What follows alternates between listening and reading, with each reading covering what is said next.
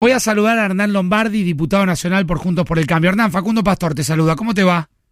¿Qué tal, Facundo? Qué gusto escucharte. ¿Cómo estás? Bien, gracias por atendernos. Vos sabés que arranqué el programa un poco enojado. Discutí un ratito acá con Ramón Indart, que ahora seguramente va a participar de la entrevista, por el tema boleta única. No porque no esté de acuerdo, y fijo una posición, estoy de acuerdo, sí porque por ahí siento que monopolizó el día. Y la gente debe preguntar, ¿y a mí qué me importa la boleta única?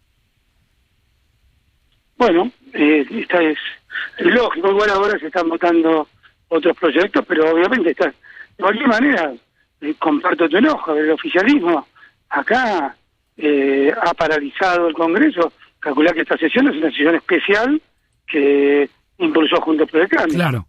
Vos calculás una cosa que es, recién hubo varias cuestiones de privilegio también al presidente Massa, de 48 comisiones que tienen que funcionar, solamente el presidente Sergio Massa, que es su responsabilidad poner en marcha las comisiones, se pusieron 20. Sí. O sea, faltan 28. Y ya todo realmente recién se lo emplazó a que forme las comisiones. Nosotros cumplimos con todo, le mandamos las listas, hace meses que le mandamos las listas para integrar las comisiones. Pero la interna del oficialismo es tan brutal que no solo paraliza el Ejecutivo, que obviamente, Facundo, no es necesario ser un fino analista de la política para ver que tenés el Ejecutivo paralizado cuando la gente no llega a fin de mes, sino que ese interno del Ejecutivo también paraliza indirectamente el Legislativo, porque ni siquiera se pueden poner de acuerdo para formar las comisiones. Total de acuerdo en lo que decís, y yo digo, uno habla de la gente como algo muy abstracto, quiero obviamente hacer esa salvedad y esa aclaración. Uno puede a veces interpretar lo que va escuchando en la calle, lo que va recogiendo de la opinión de la gente. Pero quiero volver a un punto que es, vos la describiste como una interna salvaje, dijiste, del gobierno. Sí, claro. Bueno, no hay forma, ¿no?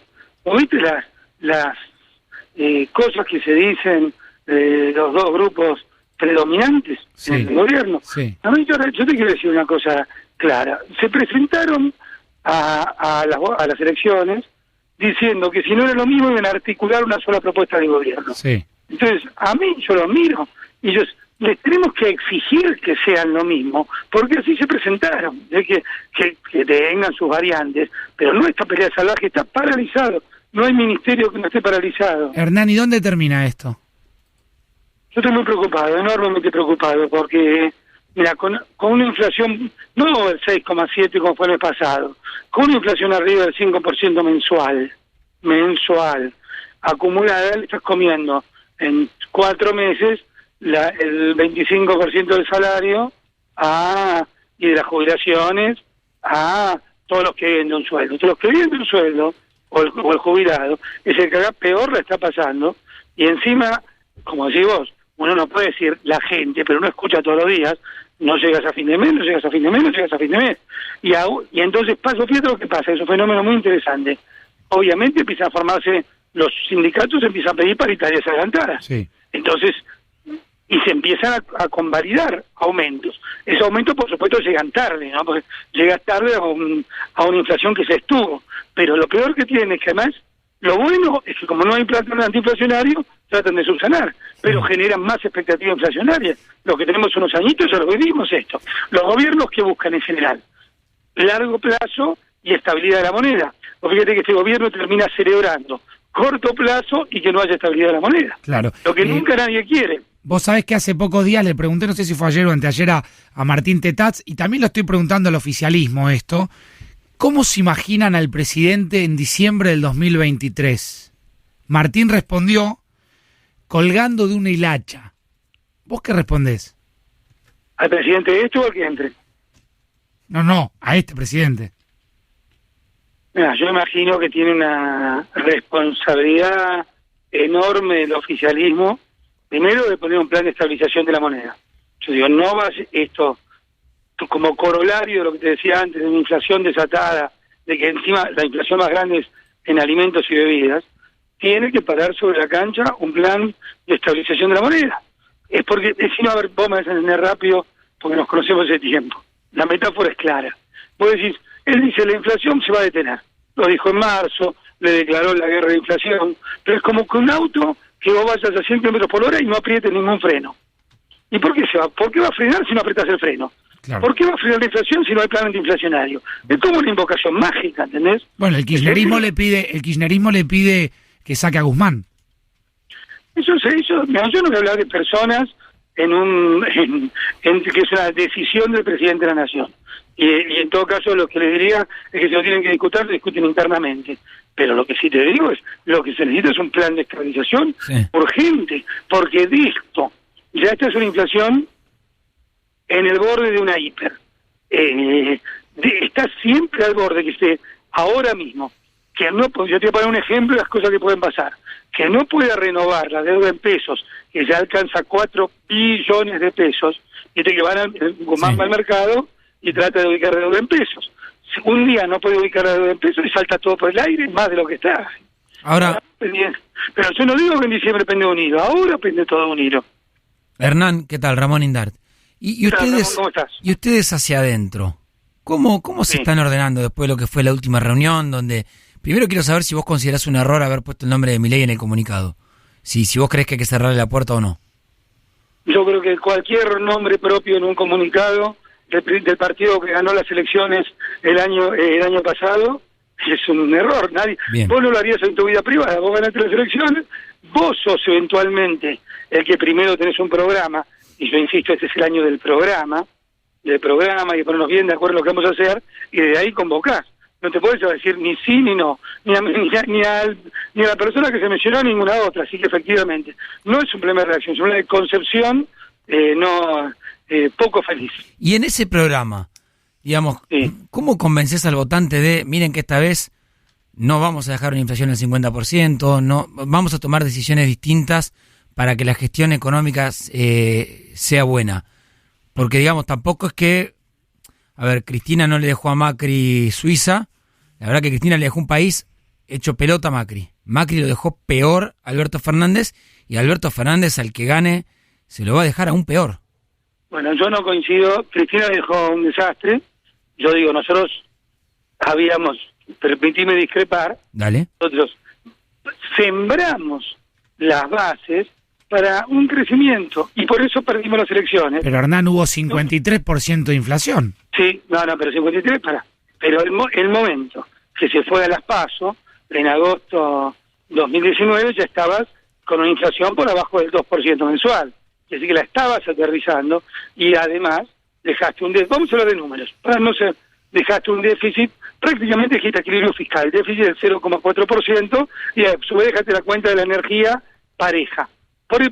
Vamos a ser claros, Ramón, por eso perdimos las elecciones, porque hiciste un plan muy fuerte de contracción que había parado la inflación. Lo que pasa es que fue lo suficientemente duro como para obtener resultados, pero por supuesto que eso perdiste las elecciones. Ahora, lamentablemente, Alberto Fernández dilapidó el esfuerzo, que no es el esfuerzo del gobierno de Mauricio, dilapidó el esfuerzo de todos los argentinos.